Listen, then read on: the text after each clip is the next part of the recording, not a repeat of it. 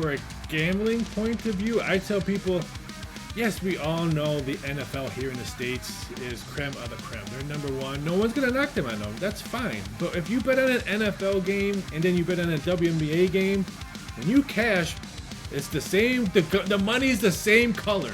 I've been doing crazy odds since about 2006. I was the first guy to put wrestling odds. I've had wrestling odds up since 2009. I mean, Seth Rollins, I think, wrestled at a Super Bowl in Vegas. I got to sit down with him and Becky, and I talked to them, and I told them, hey, I'm an odds maker, blah, blah, blah. I said, wait a minute. You're the guy that does the wrestling odds. And I was like, holy cow, I can't believe I'm talking to you. He's like, I can't believe. He's like, we look at those all the time and stuff like that. I'm like, oh, wow. I'm a little shocked that we didn't see a tsunami. If you would have told me we would not see not one tsunami, which everyone bet the over, I got phone calls like, is this correct? Interesting to me is that it's minus 120, minus 120. Can you give me a little bit of feedback as to what exactly does that mean? Because it's obviously such a topic that is pervading throughout every industry and every market. How do you think AI will play or is playing a role, perhaps in the sports betting industry? Is it playing a role? You tell me.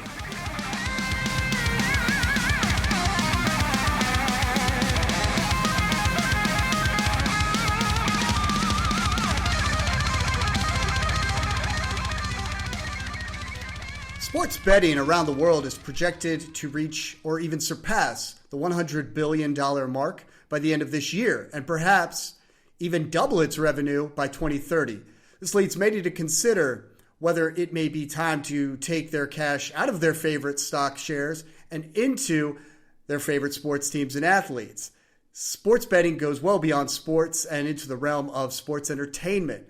On this special episode of Chris's Chaos, we will delve into the sports and sports entertainment betting arena, talk about which wrestler or even which scenario you may have bet on this past SummerSlam weekend. With me today, I am very pleased to welcome global odds maker Rafael Esparza from Doc Sports Services. He is a former Vegas sports booking director and covers everything from the NFL to even the WWE. Rafael, welcome, and how are you doing today?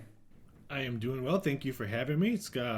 You're my first out of the country. I mean, no, I'm not first because I've done stuff for England for Premier League and all that. But you're my first Germany location, so this is kind of exciting. So thank you. Likewise, we are going from across the pond. It's very glad to have you here, and thank you. Our time difference is what, 8 hours?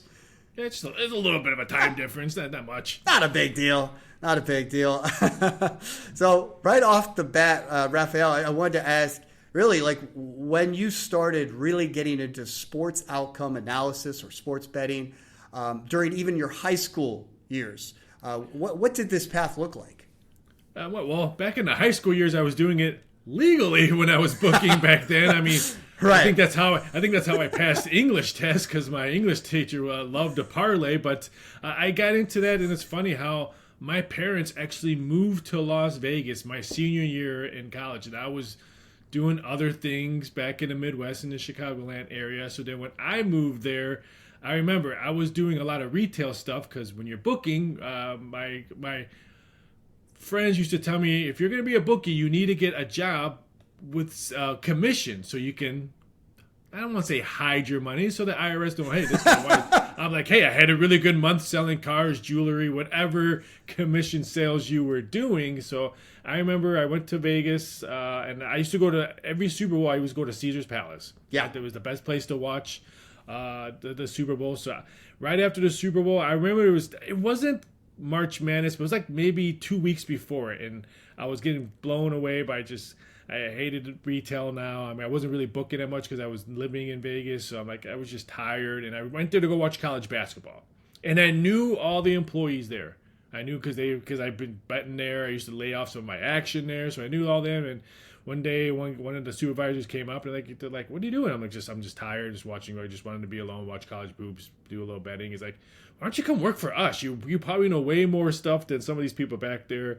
So they went back and forth. So I went there. So 1998 was my first year working at Caesar's Palace, and that was at that point pretty much one of the meccas of sports gambling. They was the first people to put betting odds a prop bet. They were the first ones to put will William Perry score a touchdown when the Bears played the Patriots, and they got bloodbath. It was a big. Walter Payton still should have scored a touchdown in that game, not the fridge, but they got crushed on that one. So I got to meet some of my favorite people in the world, and some of the people that people know all over the world. Vinny Marulo, who's on VSiN, and stuff like that. Rich Bachelor, he works at Circa. Adam Poland, he was the head odds maker at Caesars, and William Hill right now. So those are all my good friends. Lamar Mitchell, who's the head odds maker over at BetMGM now. So there's all my good friends. So worked there, went from Caesars to MGM, worked for MGM for almost 13 Super Bowls.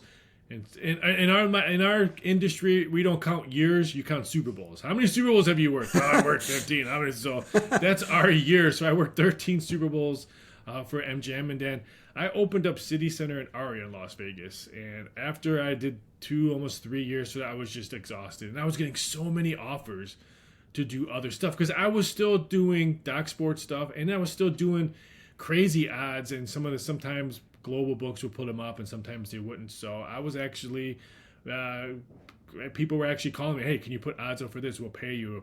So finally, I'm going to go on my own. I'm like, I don't need corporate America anymore. So I've been doing crazy odds since about 2006. I was the first guy to put wrestling odds. I've had wrestling odds up since 2009.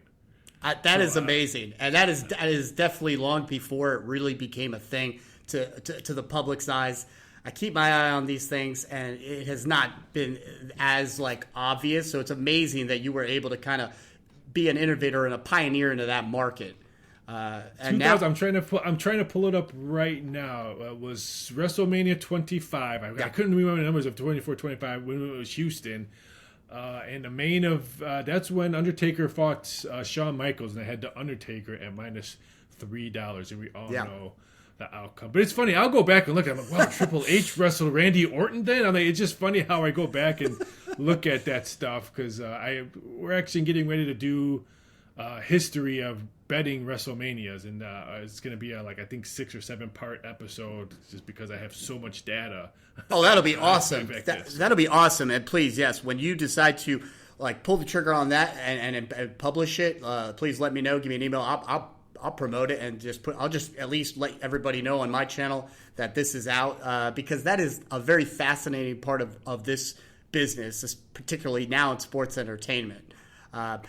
Definitely, I was going to say, it wasn't until you could please correct me if I'm wrong. It was not that long ago that WWE all of a sudden started dropping hints at the odds that you might bet on for sports entertainment. Maybe a few years, maybe 4 or 5 years, I would say, or more. You tell me. I would think probably around. I would think it would probably 4 or 5 years. Yeah. I think once gambling went mainstream here in the States, yes, sir. Then they started mentioning, because I remember when I was doing a whole bunch of interviews before it went mainstream in the States. There's some stations or TV shows that I would go on. I couldn't mention them. I couldn't use the word point spread, or I couldn't use the word wager or stuff like that. I would have to So before it was it was so shush. I can't believe you do sports gambling. Now it's just everywhere and anywhere here in the States. But now it's pretty much mainline. And it's funny because I do a lot of work with Jonathan Coachman, a.k.a. WWE announcer, probably one of the biggest heels, worked at Sports Center. I still do a lot of work with Vince Russo, one of the head writers for WCW and stuff like that. So they tell me that they used to make fun of me in meetings when they would see wrestling odds. I can't believe some dumbass put betting odds on wrestling. Doesn't he know that we know the outcomes and stuff like that? I'm like, well, and so then I had to educate them why I did it. And now they're like, wow, that's a genius. I can't believe you did that. So yeah, they all used to make fun of me. Seth Rollins, I think at a Super Bowl in Vegas, I got to sit down with him and Becky, and I talked to them, and I told them, hey, I'm an odds maker, blah, blah, blah, blah. He's like, wait a minute. You're the guy that does the wrestling ads. He's like, holy cow, I can't believe I'm talking to you. He's like, I can't believe. He's like, we look at those all the time and stuff like that. I'm like, oh, wow. And so at one point, when you were not allowed to use certain terminologies and certain betting terminologies, essentially you weren't allowed to, you had to almost kayfabe the betting game. Yeah. I would have to say touchdown favorites, field goal favorites, You had to cover it up. It was weird. I would say this right now. St. Louis was probably one of the toughest cities to do interviews. And this is when they still had the Rams there.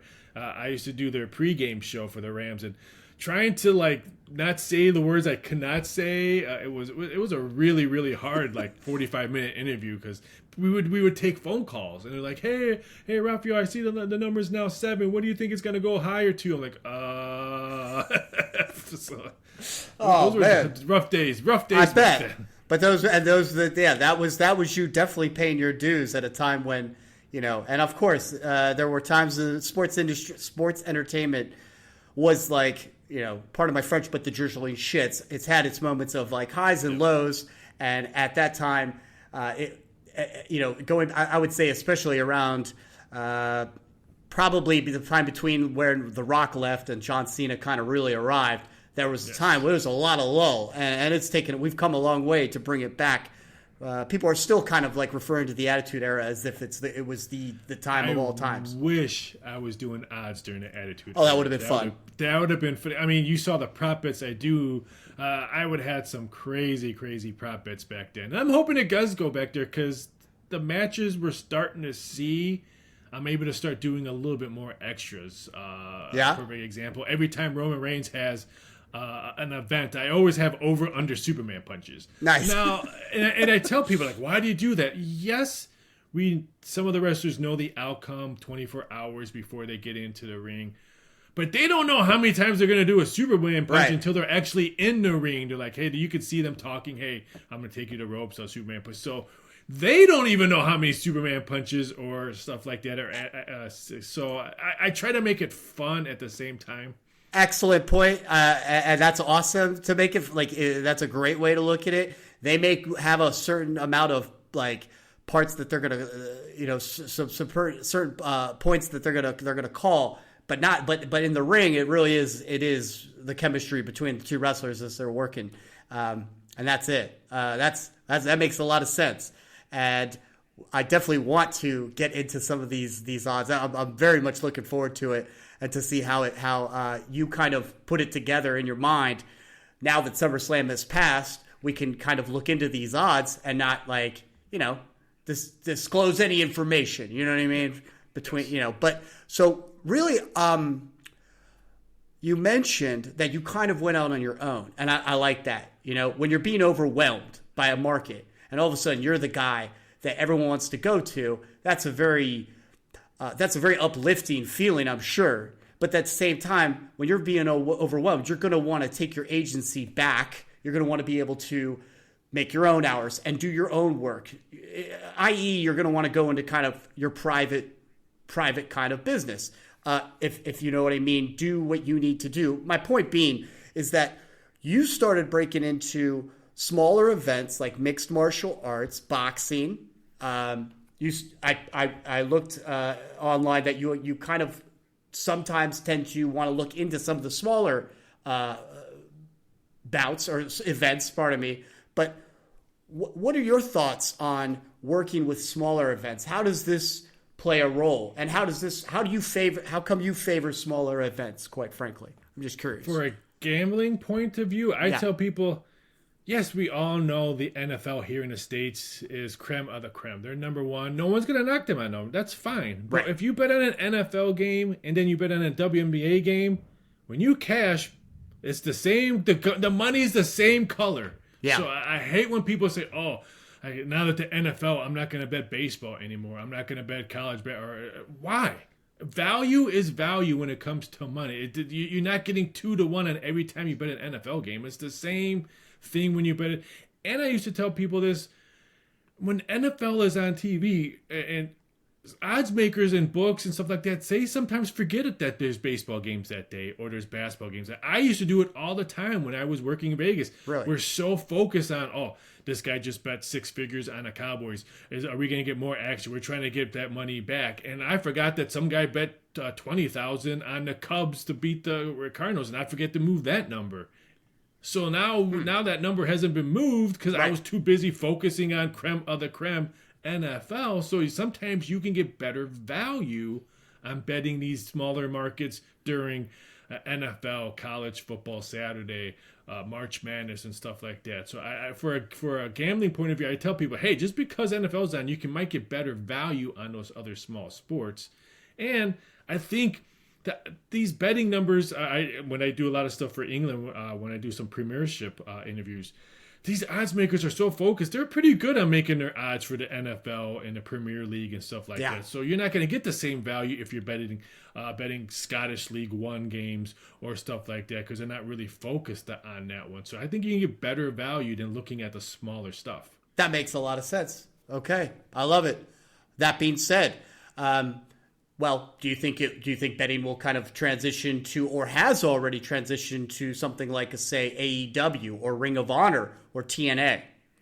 Or no? Probably. I mean, I do odds for TNA, AEW. It's a little bit harder to do those odds because, at least in WWE, I think they listen to the fans, and the storylines can go either way. When you go to an AEW pay-per-view, we all know who's pretty much going to win. There's not really that many big surprises. So some of these odds are minus 1,000. Some of these odds I don't even put betting odds on it, because I'm like, there's no way Moxley's going to lose to this person or stuff like that. So why put betting odds on it just to waste my time and waste the bettor's time, because there's no value in it. So like same thing with TNA and Ring of Honor. So it's a little bit harder. I wish I could do more, but the outcome is pretty much already out there. Okay, that's very interesting. That would make sense too, because it sounds to me like it is kind of a more down to earth kind of promotion where there is. I think that they might not keep themselves as close to the chest as, say, a WWE production like a round table discussion. They've made the decision amongst a handful of people. They're not letting that go. At least I would think.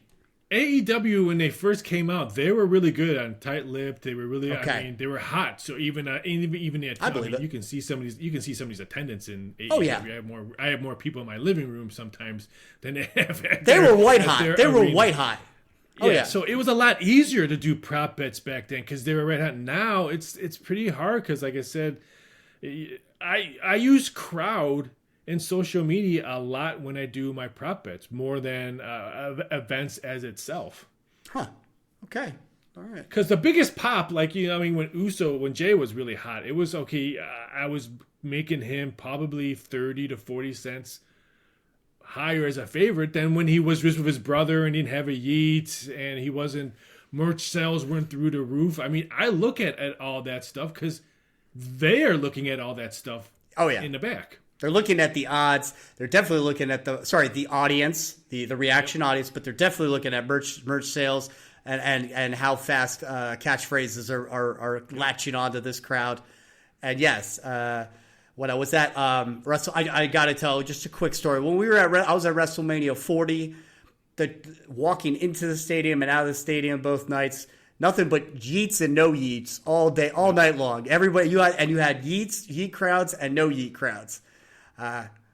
That's just goes to show. I mean, they pick up. So there must have been some interesting points for that Jimmy versus Jay match at WrestleMania 40. Yeah, that was an interesting. It was kind of cool to do that because I'm actually a twin. So I'm like, when I was looking, I can't remember the prop bets I did that in, but I was actually texting my brother like, "Hey, I'm doing prop bets for two twins that are wrestling. Can you think of something like?" I wanted to put out, would they throw the same punch, or because the twin intuition and stuff like that. So I was kind of looking at doing something like that. I never did, but I really did a lot of deep dive into that match. That makes it even more special too. I imagine. I have to believe that you and your brother had to do some little bit of pro wrestling in the living room, bedroom, duke it like WrestleMania style. We used to because my next door neighbor also had twin boys, so we hung out a lot. So we always had tag team partners because awesome. There was always 4, 4, 4, 4, 4, and then other stuff like that. But the older we got, the more my brother didn't get into it, and I stayed into it and stuff like that. I mean, I took some years off where, I would just watch it occasionally. And then, the Attitude Era sucked me in for, the TV wars between WWE. I'm like, I was sucked into that. And then after that, kind of took some time off, and then I came back. I think working at MGM, having Halloween Havoc there, and I got to meet so many WCW wrestlers because they would always come into sports books and stuff like that. And so I would talk to them and stuff like that. Wow, you do the odds and stuff like that? Yeah, it's funny being an odds maker in Vegas. Most celebrities are like, wow, they're more impressed with what you do. They gravitate towards that, I'm sure. Yeah. That's awesome. A lot of them are like, I thought it was a computer that did that. I'm like, oh, no. Makes sense. No Oh, man. They find out who you are. They're like, well, wait a minute. What are the odds on this, this, and this? Let me break out this wallet and hand you some cash. Come on, let's make some money. Some money. I told this story to Coachman on the watch along we did in Summer League because remember they were honoring Eddie Guerrero during that match with AJ Styles and all that, and he was the first wrestler that I met working at MGM that I actually talked for a long time because he came up. He's like, hey, do you have Delmar Racing for him? I want to bet the horses. And they're like, oh my God. And I'm thinking, wow, wrestlers bet horses and stuff like that. So we were just going back and forth, and like by the time he left and all that, it was like I forgot that he was a wrestler. He was just a normal person, just talking about normal stuff. So he was the first guy I actually ever talked to at MGM as a wrestler. That's fantastic, and that makes sense. It doesn't surprise me because wrestlers are hustlers. They are trying to make their money, and they're trying to hopefully make their money work for them. And if they want to place a bet, I don't see why not. Yep, I agree. Makes sense. So I want to get into a little bit about SummerSlam. Speaking of SummerSlam, it was the biggest, definitely easily the biggest SummerSlam of all time, and being a two-night event, was two-night stadium event. About 120 in the audience combined total, approximately. What were your overall thoughts of SummerSlam? Well, really quick question I want to ask you: Yes, Are you a fan of the 2-day events? Oh, that's great. Okay, I was a fan of WrestleMania being a 2-day event at the time, but prior to that, I was already a fan. New Japan had already done Wrestle Kingdom, made it a 2-night event prior to that. Event. So WWE kind of stole from that, and it worked. And I think it does work for WrestleMania. For SummerSlam, I got to say, while it's nice to cut things up and you get like a tight six-match show, and that makes it a little bit easier, I got to say I'm still not completely sold. But I have a feeling they're going to – we'll see. I mean, depending on the reception of it, I have a feeling this might be what they do from now on. They make SummerSlam a 2-night event. It's the mid card. It's like the midterms for the wrestling year, and that's what they're going to do. Your thoughts? Yeah, I agree. I agree with you on that. I'm not the biggest fan. You're not going to be shocked. I do a lot of Food Network betting prop bets. So studying that, and when you're on a Food Network and you make 2 dishes, they're going to judge you on the one good dish and the one mediocre dish. And that one mediocre dish is going to be your fall if you advance or whatever.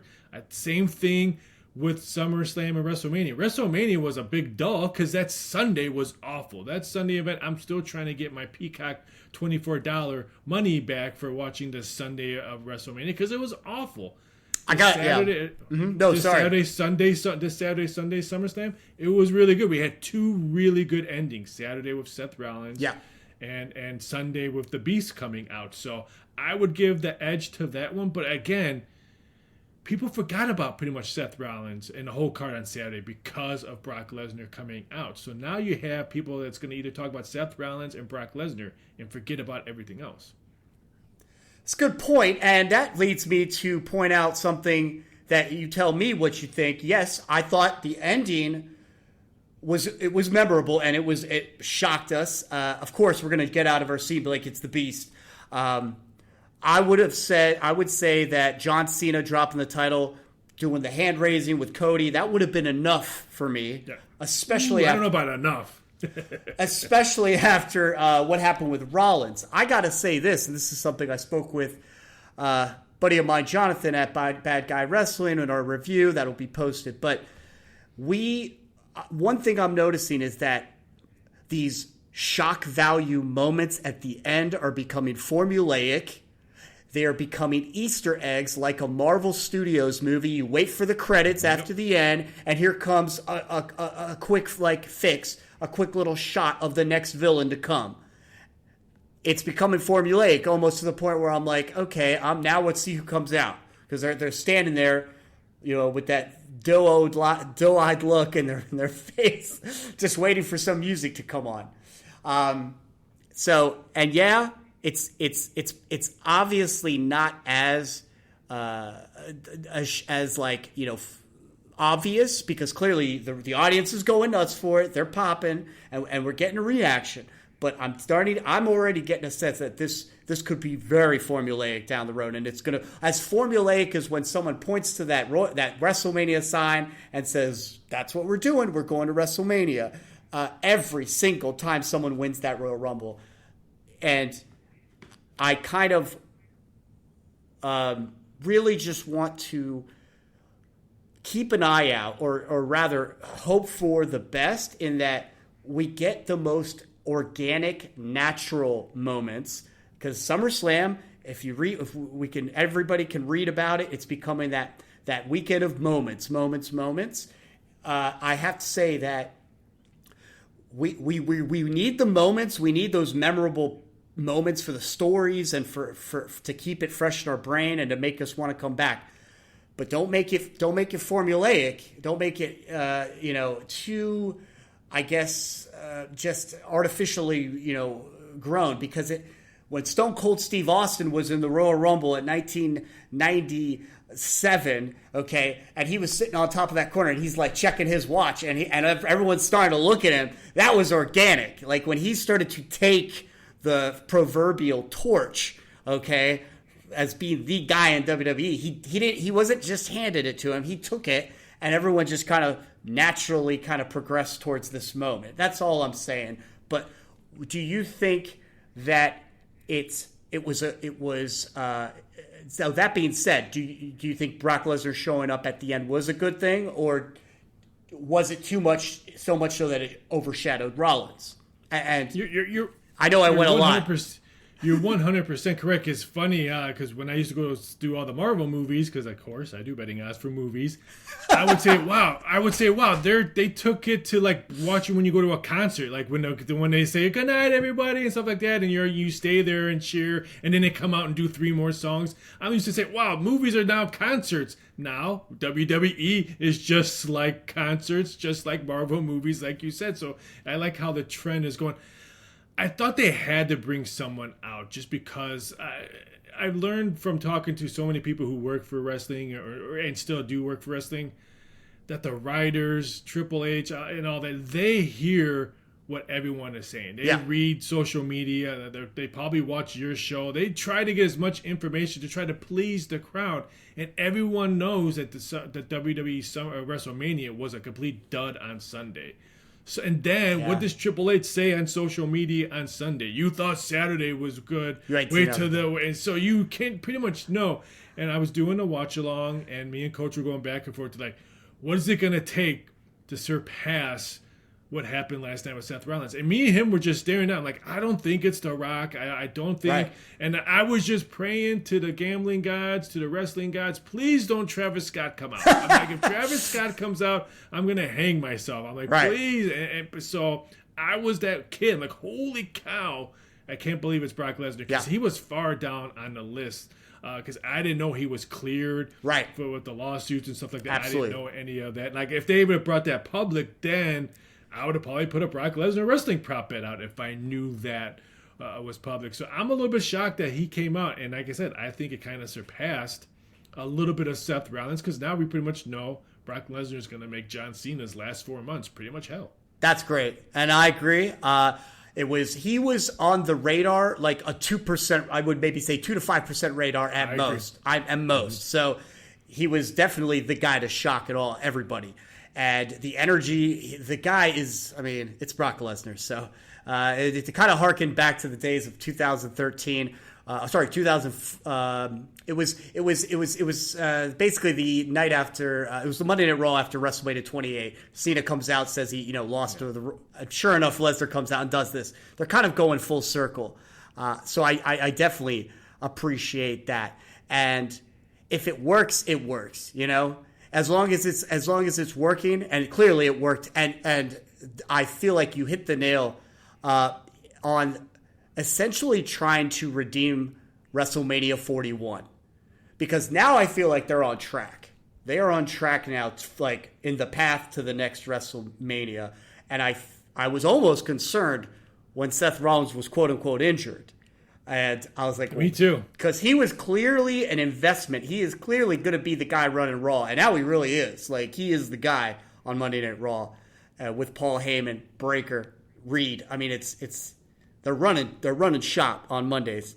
So definitely I felt like they fixed a lot of things. Like you said, the 2-day event affects it in a way that it kind of brings the average down. You know, it brings if you have a one spectacular night, that's great. But if you have one meh night, it brings the overall average down. A couple things, and since we're on the subject, as long as you're with it, let's talk. I mean, just real quick, a couple things that kind of irked me was a couple things on the first night. I'm going to talk about night 2. Jacob Fatu versus Solo Sikoa. That broke everybody's hearts, I got to say. What a quick match that was. 10 minutes, I believe it was. Something around 10 minutes. Yeah. Yeah, I would love to be in the back room. Why it was so quick was it planned to be that quick? Because you can tell. Another thing that's the people in the back, why I say the suits in the back, one of the main things that people didn't like about WrestleMania, it was 4 hours long. Night 1, night 2 was less than 3 hours. So they were moving things around. So I was a little bit shocked that match went so quickly, and stay in a cage match where you had other people involved, so you figure that could add 5, 10, 15 more minutes if you bring these people into the fold. So I was really shocked at how poorly that match was presented. Yeah. I was going to just look it up. I mean, off the top of my head, one of the matches, I believe it was Lyra versus Becky Lynch, approximately 26 minutes. Okay? If 26 too long. And there's some things we could talk about there, but if you're gonna like, you know, if time is of the essence, then maybe shed a little bit off of that, because there was some parts that were dragging in that match, particularly when Lyra's hands were tied. It was getting a little cringy to see the fact that she wasn't sure how to cut this bind. I mean, come on now. Until she I thought that was genius, though. We've never seen zip tied hands before, so I got to give them credit for that. Absolutely, but there probably should have been a scissors, some sort of cutter planted in the toolbox. She ended up having to go in under the ring, which if that was planned, that was planned. But she went under the ring, got her hands, and then she came out with a weapon. Okay, I was curious to see how she was going to get out. The Bailey gets involved again. It kind of stretches the time. After talking with, Jonathan at Bad Guy Wrestling and figuring it out, okay, it makes sense to tie Bailey into this whole storyline, this triangle, if you will. But again, it dragged because Bailey's they're introducing all this drama, and meanwhile it was almost as if it became a handicap match with Bailey and Lyra versus Becky. And isn't Becky the heel? So you're not trying to make her the underdog. She's supposed to remain like at an advantage until the end. But, I digress on that. But yeah, I mean, I feel bad for Lyra. I think her bad mic skills are going to probably push her out of the limelight. She's probably going to have to go back to the Performance Center and do some more work on that. But then I'm also torn. Why would you bring Bailey into that match? Yeah. And then Monday, you have a horrible segment with her and Lyra in the back, and then Nikki Bella is going to wrestle Becky Lynch. Then why did Bailey come out in that match at SummerSlam when you're not going to have her wrestle Becky Lynch? I don't understand. And some of the people that I talk to that work these days, I always say, why do they always push Bailey aside? She pretty much carried the women division during the pandemic, and they all told me it's because probably her relationship she has with another female in another company That's so I don't want to like make rumors up and stuff like that, but I don't understand why they're doing this to her. I mean, why would you bring Nikki Bella? I was waiting for Bayley to come out Monday, even though if that was the case, we would have never heard a line of the century that Becky Lynch did with Nikki Bella, bringing up John Cena. But I just don't understand what they're doing with Bayley. I agree, because I need to see at some point clear. If Bayley's not coming out to approach Becky Lynch, then they better create something between Becky and Lyra. Obviously, there needs to be some sort of feud because she hit Lyra, causing her to, I guess, lose. But they are going to have to bring it back, maybe. And I'm just kind of guessing here because I mean, again, I still have to go back, look at and do a little bit of a review of everything that's going on Raw, on SmackDown, coming up this week, to really get a good sense of what's going on. I think that Lyra will most likely, and based on what you're saying, most likely Lyra will feud with Bayley. There'll be a feud with them. That's what I'm thinking. It's going to be very interesting. If we don't see that in the next week or so, I think they're probably going to realize, hey, you know what? Her mic work is awful. You're absolutely right. They need to get on it. Bayley will school her. I mean, Becky schooled her on the mic. Yeah, I got to say, Lyra reminded me of a 7th grader performing a middle school play. That's what it sounded like. She was standing there with her eyes just kind of, just like, I don't know, like, what's going on, everybody? Like, I'm watching Midsummer Night's Dream at, Robert, you can't say Edgar Allan Poe middle school, It's like it's gonna be interesting to see what they do with that angle, if they leave it alone, if they add to it, because like I said, I think you got to do something. You can't just have that angle just out in the wind and then she's gone for a couple weeks. Right? Yeah. It's she definitely needs to fix that that mic work. Definitely. I want to get into I guess some of these scenarios. I really want to talk about these scenarios. Let's take, for instance, and I'm gonna go ahead and share and see if you can see it. What I'm looking at.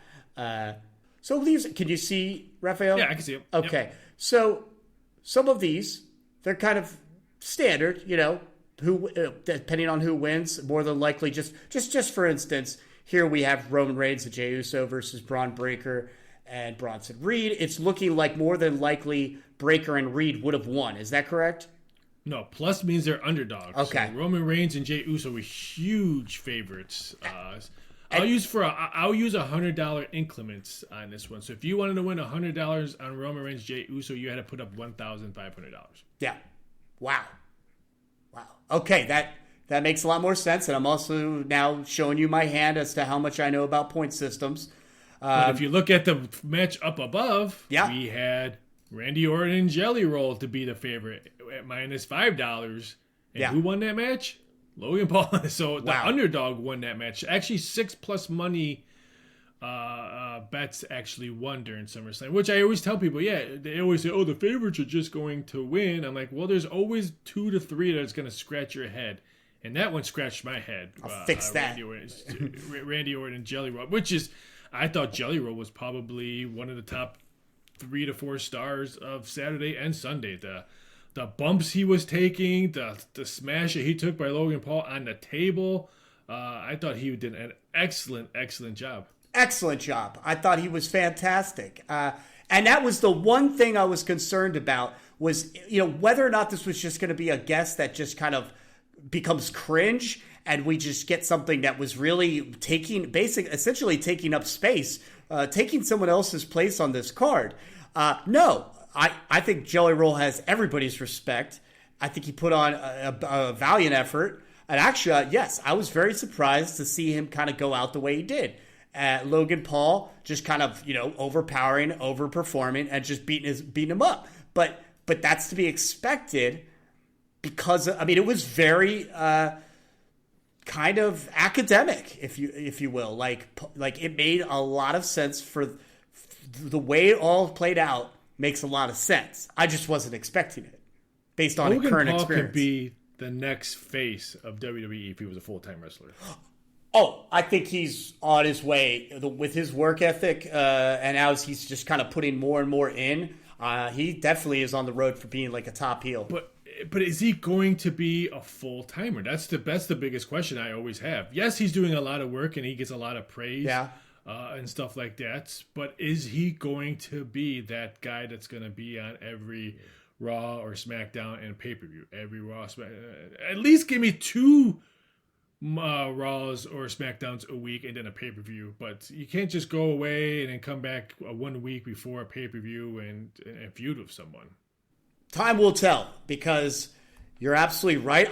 Currently, at this point, I don't, and I've said it before, like this guy has all the tools to be a top guy, okay? However, you have a good point. Is he, to be the guy, the face, okay, means you have to be a workhorse as well.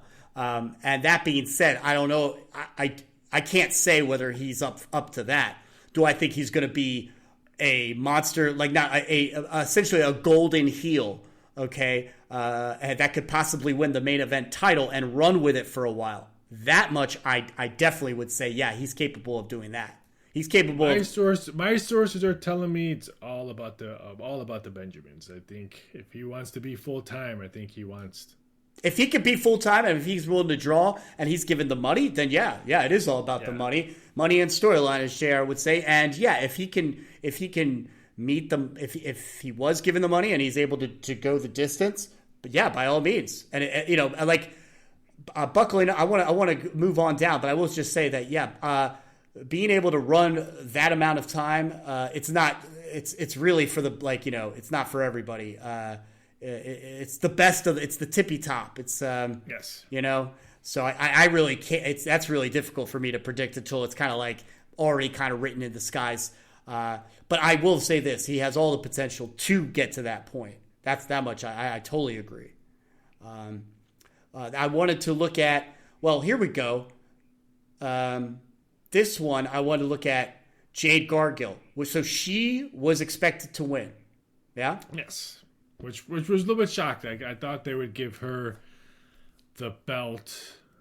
So I'm a little bit shocked that Tiffany Stratton won that one. And I was too. And it's not because I think Tiffany Stratton isn't obviously, she's pretty much on fire. She's very popular with the audience. And she's pretty talented. But I just felt like they were building up Jade Cargill and they need to pull the trigger. Like it's time to give her a strap. Because then you can feud her with Bianca when she's 100%. So that's why I mean, a lot of times I make a lot of these odds thinking of the next story. Yeah. Not because of the story that's presented to myself in front of me. I'm thinking, okay, what could be the next big pay-per-view? So I thought Cargill would win it, and then you have so many different angles between Bianca and stuff like that. So that was my main reason why I got to check to see how we did in that match. I'm sure everyone was probably bet. I'm sure we probably lost a little bit. I'm sure people were betting Tiffany Stratton at the plus 250. That's a good point.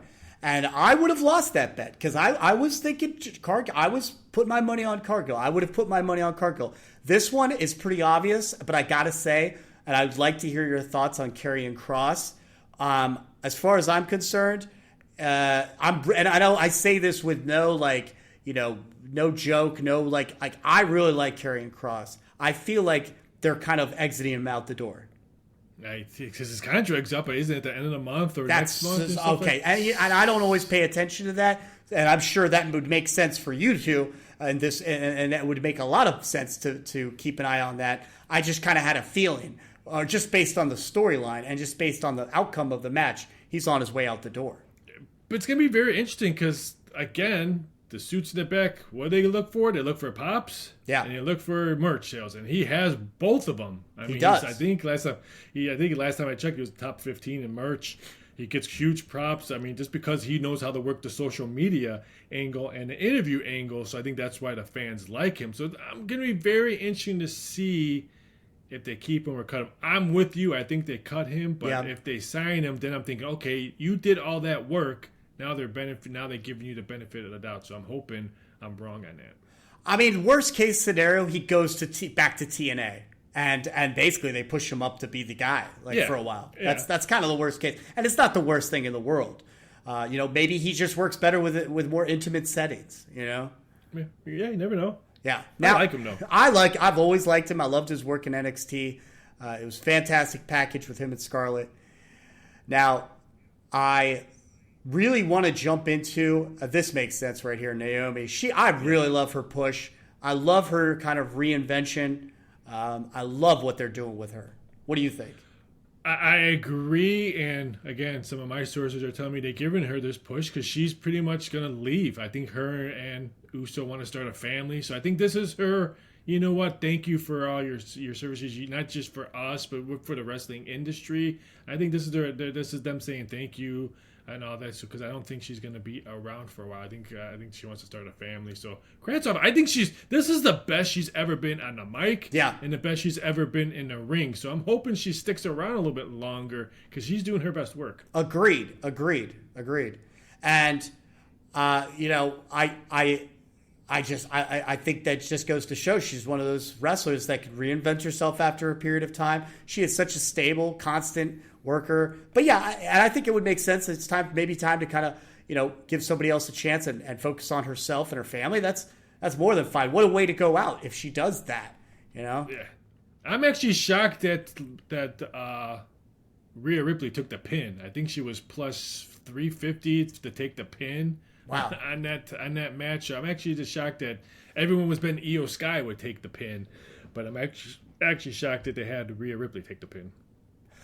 I am too, just based on that it's Rhea Ripley alone.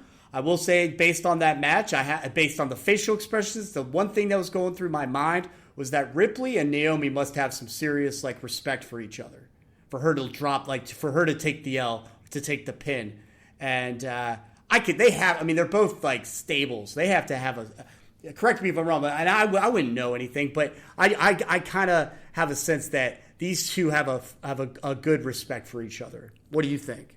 I think they do, and I always tell people sometimes these wrestlers or these people don't need belts. And right now, Rhea Ripley doesn't need a belt. She still gets the loudest pop when she comes out, so she really doesn't need a belt until that. But I can't wait for her and Io Sky. I love watching their matches. They work well in the ring, even though the size difference is so different. And if it was a real fight, it would be over in a couple minutes. But I like the way they work together. I want to jump right into and some of these. They're making a lot of sense to me. I am a little surprised about Solo Sikoa, being the odds favorite to win, but other than that, everything seems to make a lot of sense. What I really want to kind of talk about is the prop bets. I mean, I think they're the most interesting thing. I'm a little shocked that we didn't see a tsunami. If you would have told me we would not see not one tsunami, which everyone bet the over, I got phone calls like, is this correct? Should it be 4.5, 5.5? I'm like, no. I'm like, if you kind of think about it, his tsunami's pretty much just finishing moving. Not that many kick out of one tsunamis and stuff like that. So I made 2.5, thinking both Roman and Jay were going to take one each, and then hopefully the under would still catch us right it's up there. But I'm actually shocked we saw 0 tsunamis. That is surprising. What an intense match, though. I thought that match was intense. What'd you think? Yeah, very fun start to this show, to this night. And if I'm Roman Reigns, you need to start shopping at Kohl's and bringing different shoes. You're losing Jordans every time you go in the ring. Oh man, that's something. I mean. Somebody online was just talking about how I had never seen anybody attack somebody so hard and then take their shoes. Okay, it's like something you see on the streets. What are you going to do next? Hang it on the telephone, line? They must be working on a big shoe deal with something. Because look at Guerrero. I mean, his boot, and now we have Roman missing 4 pairs of shoes. They must have a shoe deal coming down the pipeline or something. Because the last couple of weeks, they've been really focused on people's shoes. This is something that I want to look at, and it's not the fact that it's Will Cody Rhodes turn heel, which I obviously I just don't think it was time, me personally, but But obviously, the idea is always going to be there. At this point, it's going to be there. What's interesting to me is that it's minus 120, minus 120. Can you give me a little bit of feedback as to what exactly does that mean? I pretty much wanted the public to tell me what they were thinking. Okay. It's pretty much a pick 'em, pretty much both ways, no favorite, no dog right now. And the betting public crushed the yes. I think the betting public figured once they saw Cody and John Cena on Friday with Cena going back to babyface, I think they both decided, A, we're probably not going to see The Rock, and how they're going to close the last match, Cody turning heel and backstabbing John Cena, and some factor, and I think that's what the betting public thought. So I was agreeing with them. I thought, okay, how are they going to end this match if we don't see The Rock? Yeah. They need to do something. Someone has to walk out being a bad guy if no one's going to interfere. You can't have just two baby faces, shake hands, hug, both crying, and leave. I mean, they should be sponsored by Kleenex on Sundays. SummerSlam, a lot of tears in the ring. So I think that's why the betting public said, "Hey, you know what? We're all betting yes." Fair enough. Thank you for clarifying that. That makes a lot of sense. And honestly, I wasn't gonna. I would have perhaps made a little bit of money there because I did not think that Cody Rhodes was going to turn heel on this particular night. If I would have bet you, I would have lost because I thought he was turning heel. I can see why it's justifiable. He's definitely starting to show that rage is coming out, and I'm looking forward to him turning heel because when it does come out, we're talking Geese Howard, Fatal Fury. I mean, he's going to be, I was ready to do a prop bet. I was ready to do a prop bet on either Monday or I would have probably said if he turned heel, I would have put a prop bet. Will Cody Rhodes either Raw or SmackDown come out with black hair? Oh, nice. I was ready to pull the trigger. I was ready to pull the trigger. Like, is his blonde hair going bye-bye now that he's a heel? So I was ready for a couple prop bets, but he didn't. So I didn't have to do that much work. Oh man, that is awesome. But I did go over it in the predictions as to what I do. It does make a lot of sense for Cena. I thought it was a little rushed for him to have turned face, and I think some would agree with me that. While his face turn was inevitable and made sense because he's not going out as a heel, just that process between him being an ultimate heel to kind of just getting the quote unquote like kicking the ass that he needed to give you the real John Cena, I thought it was a little rushed. I'm kind of agreeing with what Vince Russo said yesterday. What he said? He thinks that The Rock they offered The Rock to come out, finish his story and stuff like that, and The Rock says, "No, I'm not coming." Because The Rock hasn't tweeted anything about WWE in months. He didn't even tweet anything about SummerSlam, even after he knew that they were going to run his new movie coming out in October. So you would figure The Rock would have tweeted something about SummerSlam. And that's why I think Friday's diss, that they pretty much dissed The Rock or John Cena saying, "I thought I had friends, blah, blah, blah, blah," and stuff like that. I think that was John Cena and everyone in the back saying, "F you, Rock. We're going to take Cena back to the baby face." And I think they called Lesnar and said, "Hey, you know what? Can you come? Blah, blah, blah, blah, blah, blah, blah, blah." Something's going on. I think they went that way because we haven't heard fart in the wind about The Rock in any social medias, anything about that. So I think something in the back is going on with TKO and Rock and Triple H.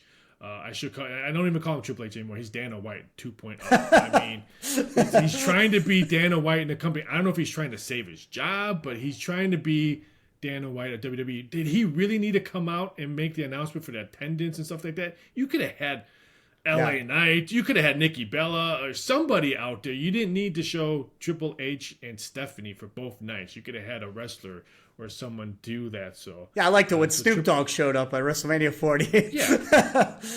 Oh man, that is a good point, and I think that it is starting to become. It's actually going to become apparent. The elephant in the room, so to speak, is going to be so apparent that they're going to have to work it into the storylines. Or a news headline's going to come in, and we're going to get that story. Something's going on because The Rock just seemingly disappeared from this when he should have made at least 2 or 3 appearances for the big events to kind of carry this thing along. He played such a pivotal role in this storyline. Where the hell is he? You know? Yeah, I mean, because let's face it, he pretty much lied to us because we all saw on Rival. He's like, oh, they called me, I had nothing to do, and then you watch on Rival, and he's back there making a decision. So I think right now he looks really, really bad, and I think that's probably why he doesn't want to come out and show that, because right now he looks like I can't believe I'm going to say this, I'm a big Rock fan, a liar, and wow. B, and stuff like that. So I think that's why we haven't seen him or heard from him. I hear you. I mean, something's going to come up. Does The Rock watch your show? I don't want him to come to my house and beat me up. Does he watch your show? I don't know. I just referred to Lyra as playing a play from a Robert E. Lee middle school. Yeah, I forgot about that. And by the way, I'm sorry. I originally from Virginia, and the middle school down the road was called Robert E. Lee. So it's not like I went there or that I approve or disapprove. I'm trying to avoid the PC talk here or avoid the Rock from kicking our asses.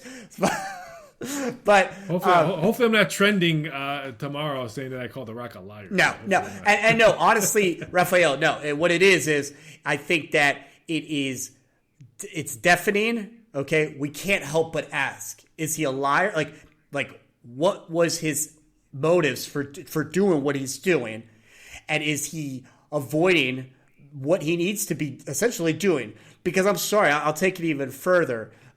He's hurting the product by not fulfilling the story that he should have been. He should have been at WrestleMania 41.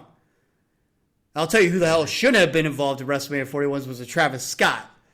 I was begging. He wasn't coming out on Sunday. I'm like, oh, please no Travis Scott. Please no Travis Scott. So I totally understand it and empathize with what you're saying, and that's the truth. Something's going to come. Something has to come from this.